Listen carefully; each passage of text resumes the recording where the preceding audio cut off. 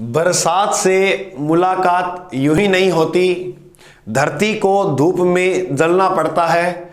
शोहरत के शिखर पर चढ़ने के लिए कई बार घुटनों के बल भी चलना पड़ता है। तो सभी मेरे साथियों को मेरा प्यार भरा नमस्कार। मैं आपका होस्ट एंड दोस्त अजय कुमार आज फिर से वही जुनून और जोश के साथ भूगोल पढ़ाने के लिए तैयार हूं। और आज हम भूगोल का पार्ट नंबर यानी क्लास नंबर 4 देख पा रहे हैं। और आज गुरुजी इस 4 नंबर की क्लास में आप क्या करवाने वाले हो, तो हम आज जो पढ़ेंगे वो पढ़ेंगे राजस्थान का नामकरण। देखो आपनों जी को नाम हो कालू पीलू जो भी आपनों जी को नाम है वो क्यों आयो, ये यहाँ पर देखेंगे राजस्थान को जिको राजस्थान नाम है वो क्यों आयो और कठू आयो। गुरुजी बिल्कुल पढ़ लेगा। तो सभी मेरे देशवासियों को मेरा जय हिंद। आइए शुरू करते हैं अब अपने राजस्थान का जो राजस्थान नामकरण वो कैसे है। देखो सबसे प्राचीन है वेद, बिल्कुल गुरुजी। और सबसे प्राचीन जो वेद है उसका नाम है ऋग्वेद। क्या नाम है? ऋग्वेद। तो ऋग्वेद में जो नाम है, ऋग्वेद में नाम क्या मिलता है गुरुजी? ऋग्वेद में राजस्थान का जो नाम मिला है वो मिला है ब्रह्मवर्त। क्या नाम मिला है? ब्रह्मवर्त। तो ब्रह्मवर्त जो नाम मिला वो कहां मिला मेरे भाई? ऋग्वेद के अंदर। ये जो ऋग्वेद है, क्या ऋग्वेद, इस ऋग्वेद के अंदर 10 मंडल है। ये लिख लेना, बीडीआर मंडल को नहीं, ये 10 मंडल है। 1028 क्या है इसके अंदर? सूक्त। 1028 क्या है? सूक्त। 10,462 क्या है इसके अंदर? ऋचाएं। ये क्या है? ऋचाएं। तो ये है हमारा ऋग्वेद। तो ऋग्वेद जो है याद रखना, यह देश का, दुनिया का सबसे प्राचीन वेद है। और वेदों की जो संख्या है वो कितनी है? 4। तो राजस्थान का जो नाम मिला वो क्या मिला? वो नाम मिला ब्रह्मवर्त। तो ब्रह्मवर्त जो है वो ऋग्वेद के अंदर मिला। बिल्कुल गुरुजी। तो ब्रह्मवर्त है कहते थे, लिख लेना आगे, कहते थे। सिंधु घाटी सभ्यता में ऊपर ये लिख लेना, सिंधु जो सभ्यता थी, इस सिंधु सभ्यता के अंदर राजस्थान के नाम का उल्लेख है नहीं है, ये बात लिख लेना गुरुजी। इसके बाद ऋग्वेद के बाद रचना किसकी हुई थी? रामायण की। किसकी रचना हुई थी? रामायण की। गुरुजी ये जो रामायण है इसमें जो नाम मिलता है मेरे भाई वो याद रखोगे आप। इस रामायण के अंदर नाम मिलता है मरुकांतार। क्या नाम मिलता है? मरुकांतार। मरुकांतार जो नाम मिलता है वो कहां मिलता है? रामायण के अंदर। इस रामायण की बातें क्या क्या याद करनी। देखो रामायण की जो रचना की थी, रामायण किसने लिखी थी? अब आप कहोगे गुरुजी जो रामायण लिखी थी वो महर्षि वाल्मीकि जी ने लिखी थी। किसने लिखी थी? महर्षि वाल्मीकि जी ने। और ये जो महर्षि वाल्मीकि है नीचे लिखोगे सहरिया। कौन सी जनजाति? सहरिया। सहरिया जनजाति के गुरु कौन माने जाते हैं? गुरु माने जाते हैं महर्षि वाल्मीकि। इन्हीं महर्षि वाल्मीकि की बात याद रखनी है कि ये जो गुरु इनके थे और इनका जो मेला भरता है वो भरता है सीताबाड़ी के अंदर। और सीताबाड़ी गुरुजी जो स्थान पड़ता है वो कहां पर है? तो सीताबाड़ी है 12 में। ये जो मेला भरता है इसे कहते हैं सहरिया जनजाति का कुंभ। सहरिया जनजाति का कुंभ। तो सहरिया जनजाति का जो कुंभ कहा जाने वाला मेला भरता है वो कहां भरता है? तो याद रखोगे सीताबाड़ी 12 में। किसका भरता है? महर्षि वाल्मीकि का। किस जनजाति के गुरु थे? सहरिया जनजाति के गुरु थे। बिल्कुल गुरुजी याद हो गया। इस रामायण की 2 बातें मेरे भाई याद और करना। क्या गुरुजी 2 बातें क्या याद करें? रामायण का जो फारसी अनुवाद किया था, कौन सा अनुवाद? फारसी। और वो किसने किया था? और इसी रामायण का राजस्थानी भाषा में जो अनुवाद किया था वो किसने किया था? तो ये दोनों बात याद रखना कि रामायण जो है, क्या भाई? रामायण का जो फारसी में अनुवाद किया था वो किया था बंदा यूनी ने। किसने किया भाई? किसने किया? गुरुजी फारसी जो अनुवाद किया वो बंदा यूनी ने किया।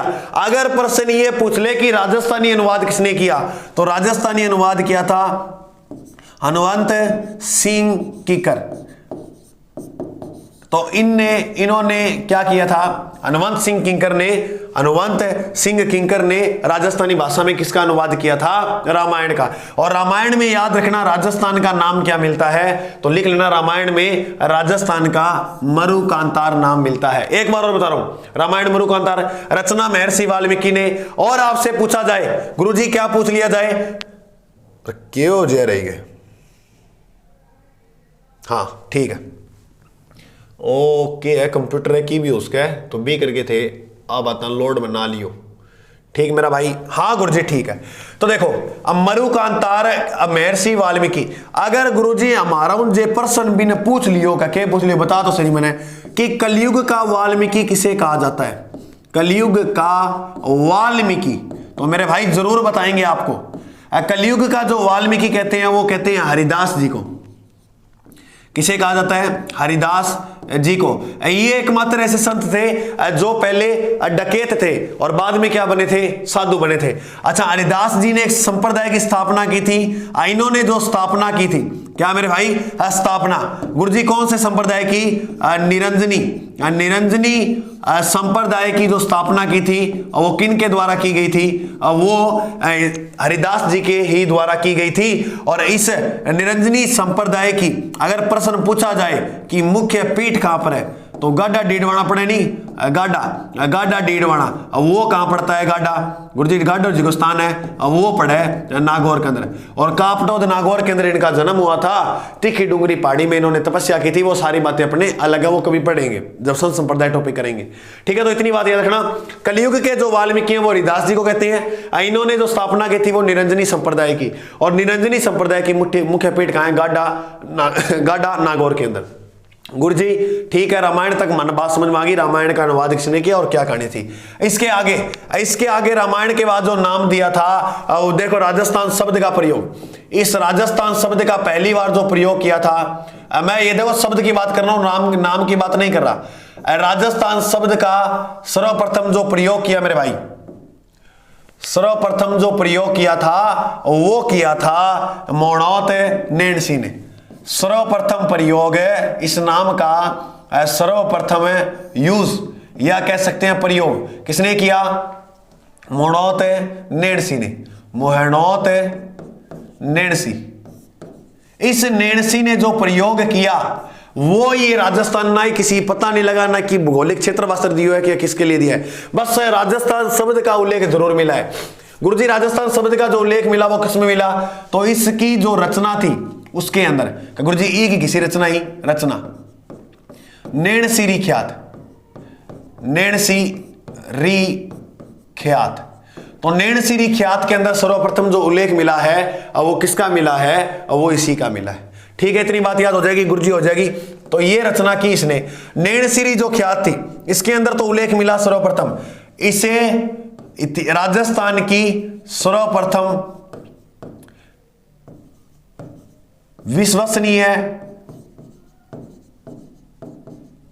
विश्वसनीय ख्यात माना गया है। विश्वसनीय ख्यात कौन सी मानी गई है, नैणसी ख्यात को, तो सर्वप्रथम। और इसी मोणौत नैणसी को कहते हैं जनगणना का अग्रज, जनगणना का अग्रज। जनगणना का अग्रज किसे कहा जाता है, मोणौत नैणसी को। इसे ही कहा जाता है राज्य का या राजपुताने का, राजस्थान का, एक ही बात है, अबुल फजल। अबुल फजल का गुरुजी क्यों कहा जाता है अबुल फजल, देखो मैं एक छोटी सी कहानी बताऊं। मोणौत नैणसी किसके दरबारी विद्वान थे, तो ये जो दरबारी कवि थे पहले तो ये किसकी सेवा में थे, सेवा में ये सबसे पहले गज सिंह की सेवा में थे।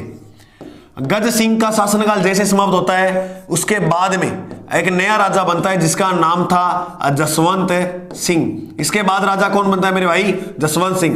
बाद में ये बताते हैं जसवंत सिंह की सेवा में रहे, और जसवंत सिंह की जब सेवा में थे तो कहते हैं जसवंत सिंह के साथ दक्षिणी भारत अभियान पे गए हुए थे, और वहां अनवान होने के कारण मोणौत नैणसी को मरवा देते हैं। जैसा हमारे मुगलों ने अबुल फजल के साथ किया वैसा जसवंत सिंह ने मोणौत नैणसी के साथ किया था। इसीलिए इसको इसकी तुलना की है। और ये कहता कौन है? मुंशी देवी प्रसाद। मुंशी देवी प्रसाद ने कहा था, ये लिख लेना, मुंशी देवी प्रसाद ने मणौत नेणसी को राजस्थान का या मारवाड़ का अबुल फजल का। गुरुजी इतनी बात याद हो जाए, कोई दिक्कत वाली बात कोई। दरबारी कवि। अच्छा, अन्य ग्रंथ कौन सा था? एक तो रचना ये थी, और इसका जो अन्य ग्रंथ था, ये सारी बातें मैं मणौत नेणसी की लिख रहा हूं। अन्य ग्रंथ था, उसका नाम था मारवाड़ रे परगनारी विगत। मारवाड़ रे परगनारी विगत, परगनारी विगत। ये जो ग्रंथ है ये भी किसने लिखा था? मणौत नेणसी ने। मारवाड़ रे परगनारी विगत का एक उपनाम मिलता है, इसे कहा जाता है राज्य का या राजस्थान का गजेटियर ग्रंथ। राजस्थान का गजेटियर ग्रंथ जो है वो किसे कहा जाता है? गुरुजी राजस्थान का गजेटियर ग्रंथ इसे ही कहते हैं, मारवाड़ रे परगनारी विगत को। गुरुजी वाह, माने आज समझ में बहुत चौको लागे, मैं ताना अच्छो लागू के। हाँ गुरुजी घना ही अच्छा लागू, चलो फिर ठीक बात है। तो देखो ये इनके क्या थे? दरबारी कवि किसके? अच्छा, मणौत नेणसी जो थे इसकी कुलदेवी। कुलदेवी कौन है? क्योंकि ये ओसवाल जाति के थे और ओसवालों की कुल देवी है सचिया माता। तो ये बात भी याद रखना, सचिया माता। सचिया माता को मंदिर किने है? ओसिया के अंदर है, और ओसिया जिको स्थान है वो पड़े राजस्थान के जोधपुर जिला के अंदर। आ बात भी याद रखियो। तो ये था मणौत नेणसी। ठीक है गुरुजी, मणौत नेणसी ने शब्द को प्रयोग कर दियो। इसके बाद जो शब्द का प्रयोग किया वो किसने किया? राजस्थान का। तो बी का बात था ना, बताऊं किन करो, इन देखता रहियो साथ साथ। इसके बाद जो प्रयोग किया वो किया था वीरभान ने। वीरभान ने इसके बाद जो शब्द का प्रयोग किया वो राजस्थान शब्द का प्रयोग किया।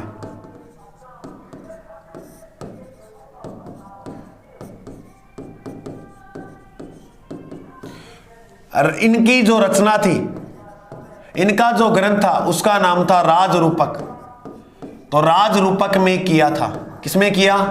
राजरूपक रचना में किया। क्या गुरुजी किया करो?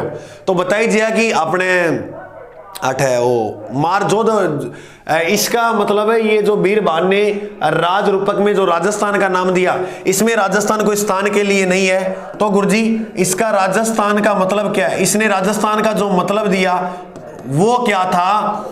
तो मेरे भाई इसने जो राजस्थान का मतलब दिया वो था राजा का स्थान के। राजा का स्थान, इसने कहा कि ये तो कोई राजस्थान का जो नाम दिया वो राजा का स्थान का, राजस्थान को, या राजा की राजधानी। राजा की राजधानी। गुरुजी कौन समझिया? कि कौन समझिया? छोटो सो तो है, देखो इन्हें मेरी बात सुनो। वीरभान राजरूपक ग्रंथ के अंदर राजस्थान शब्द को उल्लेख रहे। क्या गुरुजी ये शब्द किसी नाम के लिए दिया था क्या? नहीं, इसने इसका भी उल्लेख दिया है, तो केवल इतना दिया है कि ये राजा का स्थान था या राजा की राजधानी। राजस्थान जो नाम दिया है उसका मतलब क्या है? राजा का स्थान या राजा की राजधानी। ये बात कह रहा है वीरभान। क्या गुरुजी था क्या लगा?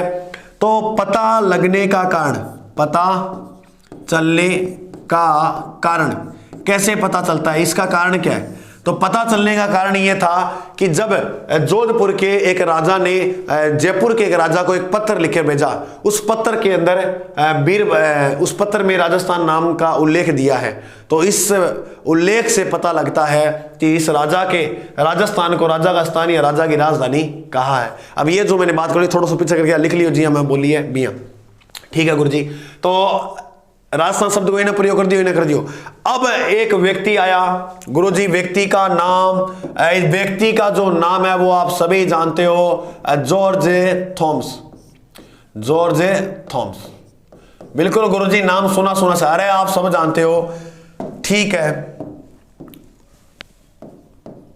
अब जॉर्ज थॉमस की बात करें तो ये कहां का था? मूल निवासी। तो इसमें एक बात लिखना, मूल जो निवासी था वो आयरलैंड का था। कहां का था? आयरलैंड का। तो ये आयरलैंड का मूल निवासी था मेरे भाई। कहां का निवासी था? आयरलैंड का। अब थे मेरी एक बात ध्यान सुनोगा, थारी पढ़ाई जोर की चल है नहीं, बढ़िया चल है, कोई दिक्कत वाली बात है को नहीं, यही मेहनत करता रही हो जी, अब कर ला रहे हो। बस क्या है कि गुरुजी माना नहीं, थोड़ा सो किया है, भ्रमित बहुत जल्दी हो माना। कोई आगे कहते हैं कि तू आ तैयारी करके छोड़ के बाहर लाग जा, इया कर ले, आ किताब पढ़ ले, बिया कर ले, तो मैं इं करा तो जिए कैसे? तो मेरे भाई दुनिया का मतलब है सिर्फ कहना, सबकी सुनो मन की करो। समझ में आई? कल और आएंगे भारों की कलियां खिलाने वाले, हमसे बेहतर पढ़ाने वाले, आपसे बेहतर पढ़ने वाले। तो के टेंशन लेनी, नौकरी लाग जाएगा, मेहनत करांगा तो। और ना करोगा तो लाडी सोचता ही रह जाओगा, सोचो नहीं सवेरे जल्दी उठ के पढ़ोगा। यहाँ तो पूरा तनाव होगी। रात को जब सोते हो अलार्म लगाते हो 4 बजे, गुरुजी कुछ भी हो जाए राजा बन के रहेंगे सुबह 4 बजे। और जैसे ही सुबह 4 बजे, अरे तुम तो भिखमंगे नहीं बन सकते, भिखारी नहीं बन सकते, क्योंकि तुम्हारे सभी के चेहरे राजाओं के जैसे हैं, तो तुम्हें कोई भीख भी नहीं देगा। इसीलिए कह रहा हूं मेहनत करो, जॉब लग जाओगे पक्का दोस्त, विश्वास दिला रहा हूं मैं आपको। मेहनत करोगे तो, क्योंकि किसी ने कहा है कि मेहनत कभी व्यर्थ नहीं जाती है, जो आप मेहनत करोगे वो आपके काम आएगी। तो काम क्या आएगी वो देखो। अब मूल निवासी कहां का था? ये मूल निवासी था आयरलैंड का। बिल्कुल गुरुजी, मानठा लागी थी बात की, वो मूल निवासी आयरलैंड को। अच्छा, तो आयरलैंड का जैसे निवासी था ये। राजस्थान में सर्वप्रथम जो आया था, सर्वप्रथम ये शेखावाटी क्षेत्र से आया था। शेखावाटी क्षेत्र में गुरुजी कब आयो? लगभग 1758 में। 1758 में सर्वप्रथम आया था ये। कहां सर्वप्रथम आया था? शेखावाटी क्षेत्र में। इसने भाई साहब ने राजपुताना नाम दिया। क्या नाम दिया? राजपुताना। राजपुताना राजस्थान का जो नाम दिया वो किसने दिया? जॉर्ज थॉमस ने। ये प्रश्न भी पूछा गया कब दिया, तो ये बात याद रखना 1800 ईस्वी के अंदर। 1800 ईस्वी में जैसे इसने राजपुताना नाम दिया, इस राजपुताना का मतलब क्या है?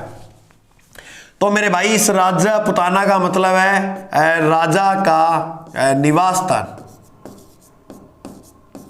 सॉरी राजा का स्थान, या सॉरी ऐसे लिखो राजपूतों का स्थान, राजपूतों का स्थान। इसने जो राजस्थान नाम दिया वो किसका मतलब क्या? राजपुताना का मतलब राजपुताना यानी राजपूतों का ये स्थान था राजस्थान, इसने नाम ये दिया अपने सोचकर। अच्छा, इसका एक मित्र था, किसका? ये जो है ना अपना जॉर्ज थॉमस। जॉर्ज थॉमस का एक मित्र था। गुरुजी जॉर्ज थॉमस को मित्र हो गए? हाँ। इसके मित्र का नाम था William Franklin. William Franklin.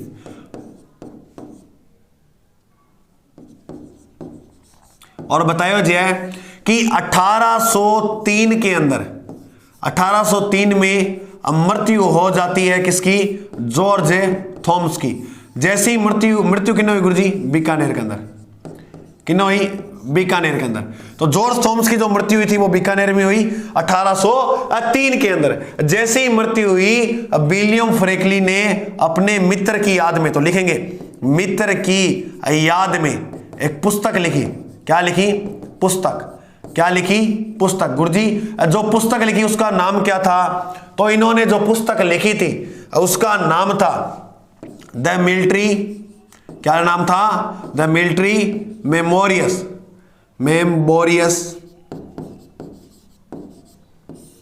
Mister George Thomas.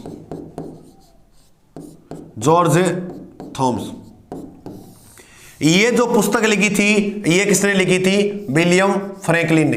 किसकी याद में? अपने मित्र की याद में। तो अपने मित्र जॉर्ज थॉमस की याद में एक पुस्तक लिखी। देखो मित्र के लिए क्या किया। तुम नहीं करोगे क्या गुरुजी? क्यों? आपकी अगर कोई 7 साल पुरानी या 8 साल पुरानी या 9 साल पुरानी कोई दोस्ती है तो वो दोस्त है। एक काल पाल बने नहीं है, 3-4 दिन हम दोस्त बनाए 1 साल के अंदर। इसी गोली हर कोई बात ना बता करो, इसी गोली देख जा बेटे आप सोचोगा कि गुरुजी क्या कर गयो मेरे साथ। अब जिया तो जिया कैसे? तो ते बात अकेले ने बताई है को नहीं, तो आ चीज है। तो मित्र की याद में पुस्तक लिखी the military memories of George Thomas. तो याद रखना राजपुताना जो नाम दिया था वो किसने दिया था? जॉर्ज थॉमस ने। ठीक है। इसके बाद अपने बात करें राजस्थान का जो नाम था वो इसके बाद कहां मिला? इसके बाद जो राजस्थान का नाम मिला वो एकीकरण में मिला। एकीकरण के दूसरे चरण के अंदर देखने को मिला। यानी इसके बाद सॉरी एक व्यक्ति तो भूल गया क्या गुरुजी? की है? कर्नल इन तो क्या बोलता जेम्स टोड ने। हाँ ये बात हुई गुरुजी। कर्नल जेम्स टोड ने राजस्थान के 3 नाम दिए। थोड़ा सा तरह मैं कर्नल जेम्स टोड का बारे में बताऊं। कर्नल जेम्स टोड मूल निवासी कहां का था? मूल निवासी कद जन्म होयो 1782 में जून का महीना में 17 जून होयो ए ना याद करो कचरो मैंने तैयार सोचियो ना कहते गुरु जी ने आव कौन सा कौन लिखा है आज कभी दिल में ना सोचियो। ऐसे सोचकर पढ़ोगे तो कभी नहीं पढ़ पाओगे। आप किताब भरने का मत देखो, आप ऐसे देखो एग्जाम में प्रश्न किस प्रकार से पूछे जा रहे हैं। और कभी आज तक पूछेगा कर्नल जेम्स टोड को जन्म कद हो, जो पूछेगा वो बात यहाँ लिखा दूंगा, आप टेंशन लेने की जरूरत कतई नहीं है। मूल निवासी ये कहाँ के थे? इंग्लैंड के। कहाँ के थे मेरे भाई? इंग्लैंड के। ठीक है गुरुजी माने इतनी बात ठाल आ गयो। ये राजस्थान में घोड़े के ऊपर बैठकर घूमे, घोड़े पर पहला सैनिक का रूम आयो, फिर वो बतावा कि बाद में राजस्थान में पूरा घोड़ा। एक कहानी है, बाद में थाना में कदे साहित्यकार इतिहास का कराऊंगा, भी कराऊंगा थाना कदे कर्नल जेम्स टोड। अभी तो मैं सिर्फ नामकरण पे बात कर रहा हूं, इसलिए बता रहा हूं आपको। राजस्थान में घोड़े वाले घोड़े पर बैठ के घूमे, इसलिए कहते हैं घोड़े वाले बाबा। घोड़े वाले बाबा के नाम से कौन जाना जाता है? गुरुजी। इसे कहते हैं राजस्थान के इतिहास का पिता। राजस्थान इतिहास का जो पिता कहा जाता है वो किसे कहा जाता है? वो कहते हैं कर्नल जेम्स टोड को। और गुरुजी राजस्थान, ये तो इसके क्या हो गए? दो उप नाम। राजस्थान में घोड़े वाले बाबा और राजस्थान इतिहास का पिता। भारतीय इतिहास वैसे भारत वैसे वेद व्यास और हीरोनी सारों बड़ो तो विश्व बड़ा है, तो विश्व इतिहास का जनक हेरोडोट्स, विश्व का हेरोडोट्स, भारत का वेद व्यास, राजस्थान का कर्नल जेम्स टोड। इतनी बात गुरुजी याद हो जाएगी। ठीक है, तो इस भाई साहब की बुक दो पुस्तकें लिखी थी। एक का नाम था द एनाल्स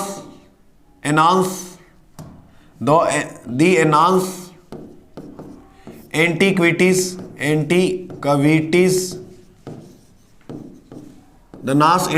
ऑफ राजस्थान। इस पुस्तक का संपादक जो है वो था जेम्स क्रुक। इसको बनाया था और ये दो भागों में हुई थी। एक बार इसका प्रकाशन 1829 के अंदर करवाया गया था, 1829 में, और दूसरी बार 1832 में कराया, जब इसका नाम क्या रखा गया? द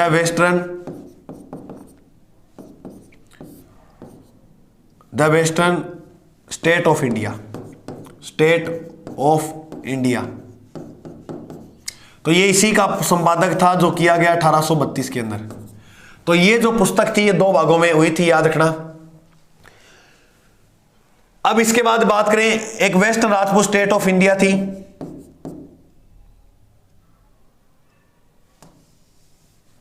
ये the western Rajput state of India. एक मिनट रुक जाते हैं। अच्छा, इसकी जो पुस्तक थी वो क्या नाम था? द एनांस एंटिक्विटीज ऑफ राजस्थान, जो 1829 में, और इसका दूसरा नाम क्या था? The western Rajput state of India.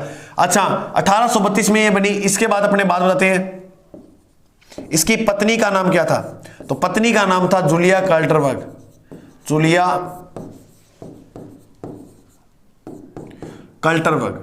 Julia कल्टरबर्ग बाद में मरी, पहला वो मर गई, बाद में आ मरी। अच्छा, इसके बाद बात करें कर्नल जेम्स टोड के गुरु का नाम क्या था? गुरु ज्ञानचंद। और ये जो पुस्तक समर्पित की थी गुरु ज्ञानचंद को, ये पुस्तक समर्पित की। मैं धनजंद कहूँ एक बार, अभी इससे सारी बात ना खुलवा हुआ है क्योंकि थारा के अब समझ लो मिनटा में नहीं, तो इन समझ लो अभी वास्ते ऋण के थोड़ो लेके चलांगा।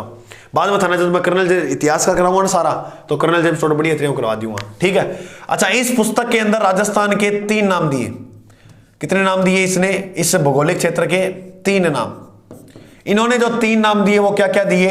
एक तो नाम दिया राजस्थान, एक नाम दिया रजवाड़ा, और एक जो नाम दिया था वो दिया था रायथाना।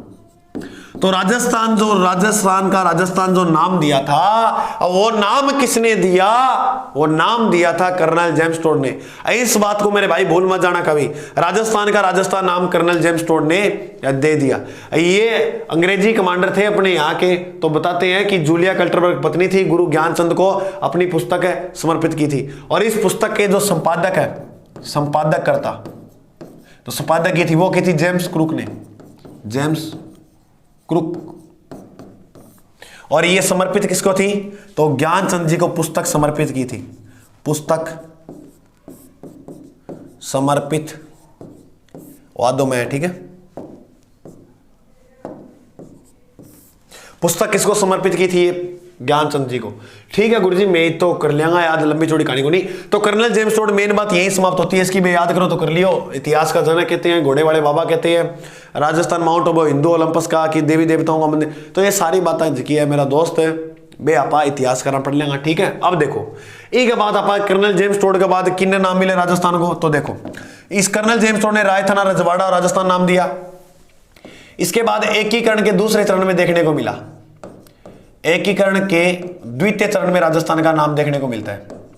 द्वितीय चरण, गुरुजी इस द्वितीय चरण की स्थापना कब होती है, तो द्वितीय चरण की जो स्थापना हुई थी वो हुई थी 25 मार्च को, 25 मार्च 1949। अच्छा 25 मार्च को, अरे सॉरी 25 मार्च 1948 है, सॉरी 25 मार्च 1948, 25 मार्च 1948 द्वितीय चरण का जो नाम रखा गया था, जो नाम था वो था पूर्व राजस्थान संघ। क्या नाम था, पूर्व राजस्थान संघ।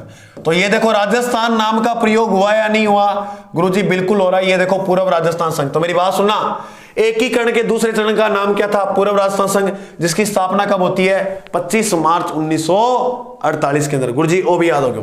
द्वितीय चरण के अंदर वो अनेक रियासतों को मिलाया गया था, जिसकी ट्रिक पड़ती है ना बाबू झाड़ू की, ये सारी बातें कर लेंगे। राजधानी जी को द्वितीय चरण है, भी मैं कोटा ना बनाई, तो ये सारी बातें की आप बाद में पढ़ से। ठीक है गुरुजी ओके। इसके बाद विधिवत रूप से, क्या मेरे भाई, विधि मतलब होता है कानून, विधिवत रूप से यानी हमने कह सकते हैं विधि का नाम संविधान भी दे सकते हैं। तो संविधान में जो नाम मिला अब वो मिलता है 26 जनवरी के दिन। 26 जनवरी 1950 को जो विधिवत नाम राजस्थान का दिया गया, वो कब दिया गया, जिस दिन से संविधान लागू हुआ था। तो भारत देश का जो संविधान लागू हुआ था, वो संविधान कब लागू हुआ, तो संविधान लागू गुरुजी जो हुआ था वो 1950 के अंदर हुआ था। 1950 में जैसे संविधान लागू होता है मेरे भाई, नाम क्या दिया, संविधान लागू होते इसका नाम रख दिया राजस्थान।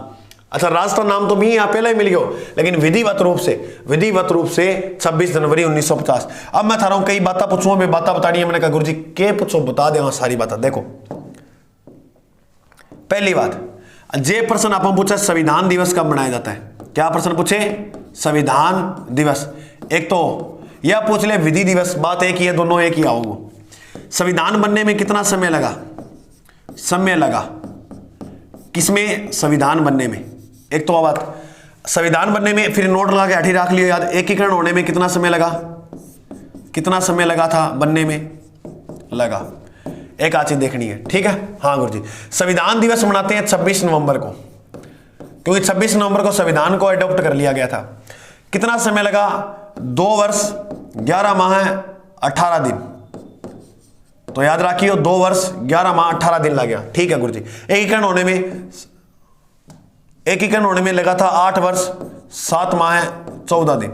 तो ये एकीकरण में समय लगा था और ये संविधान बनने में समय लगा था। तो याद रखना, और एकीकरण का श्रेय जो जाता है वो अपने सरदार वल्लभ भाई पटेल जी को जाता है। तो बिल्कुल सिंपल सी बातें हैं। तो याद रखना संविधान दिवस 26 नवंबर। और एक और प्रश्न याद रखोगे, समय और आदिवासी दिवस कब मनाया जाता है, ये भी याद रखना। आदिवासी दिवस मनाते हैं 9 अगस्त को। कब बनाते हैं मेरे भाई, 9 अगस्त को। और इसके बस हो गए याद, ज्यादा लंबी चौड़ी कहानी है कोनी। 1 2 3 4 ये 4 बातें थे, 8 याद कर लियो। विधिवत रूप और राजस्थान को नाम 8 दे दियो। फिर गुरुजी प्रश्न पूछा, अरे क्या पूछा कि राजस्थान अपने वर्तमान स्वरूप में कब आया। बस लास्ट लाइन है, फिर टॉपिक कंप्लीट। राजस्थान कल तो बताया था, अरे मेरे भाई भूल गए क्या। तो राजस्थान नाम जो है वो वर्तमान स्वरूप में कब आया, तो कल लिखाया था ना 1 नवंबर 1956 में। कब आया, 1 नवंबर 1956 के अंदर। देखो थे यहाँ कर करो तो देखला सा, देखो नहीं मैं कंप्लीट निःशुल्क भूगोल करवा रहा हूँ आपको, बिल्कुल करवा रहे हो। तो ये ना जब GK by Ajay sir channel खोलो तो उसकी प्ले लिस्ट बनाई हुई है। इस प्ले लिस्ट के अंदर जो आपको टॉपिक करना हो ना वो सर्च मारो। कैसे, अगर देखो मैंने हिंदी भी डाली हुई है, तो आपको हिंदी करनी है तो हिंदी रखो लो, वो करो। भूगोल करना हो तो ऐसे लिखा होगा, ये जो वाली क्लास देखनी है ना सारी, तो ऐसे लिखा हो संपूर्ण निःशुल्क जियोग्राफी, उसको खोलो, वहां करो। भारतीय इतिहास देखना है, भारत का भूगोल देखना है, राजस्थान की इतिहास देखना है, राजस्थान की कल्चर देखनी है, अलग अलग कॉलम बनाए हुए हैं, उसमें जाओ और वो देखो। ऐसे बाकी टॉपिक सर्च मारो तो अगर नाम लिख दे करो बाय जीके अजय सर, फिर वो आ जाएगा जो टॉपिक आपको मानो, क्योंकि अभी चर्चा में आप भी करके थोड़ा सा टाइम लागो या सीधो नाम मानो तो को नहीं, और थे ही करोगा वो तो भी यहाँ। ओके, तो ये था आज सिंपल सा, तो इसको अच्छी तरह से आप कर लेना। बाकी मिलते हैं अपने अगले भाग में। गुरुजी आगे क्या कराओगा? आगा अपरशा राजस्थान को भौतिक प्रदेश। अच्छा हाँ, मैं थाने एक बात और बताऊं कि अपने आज सुजी सर उसकी शादी है, तो मैं वहां शादी में जा रहा हूं, तो कल और परसों 2 दिन अपनी क्लास नहीं होगी, सिर्फ 2 दिन। उसके बाद फिर कंटिन्यू ये क्लास रहेंगी ना कि गुरुजी थे तो फिर छोड़ के छोड़ू कौन जाऊँ, अब की बार थाना पूरा कराऊंगा, तो ब्याह में भी जाना जरूरी है गुरुजी के, और थाना फिर मैं अभी वीडियो कॉल कर लूंगा, गुरुजी से बात करनी होगी तो आप अभी ने। ओके, और चैनल पे नए हो तो मेरे भाई मेरे साथी सब्सक्राइब जरूर करना, अगर हमारी क्लास लगे तो शेयर भी कर देना। जय हिंद, जय भारत, मिलते हैं अगली क्लास में।